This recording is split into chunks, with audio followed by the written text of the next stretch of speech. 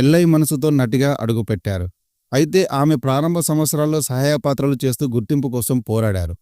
1980 చివరి నాటికి 1990ల ప్రారంభంలో ఆమె తెలుగు, తమిళ చిత్ర పరిశ్రమలో ప్రముఖ నటిగా స్థిరపడ్డారు.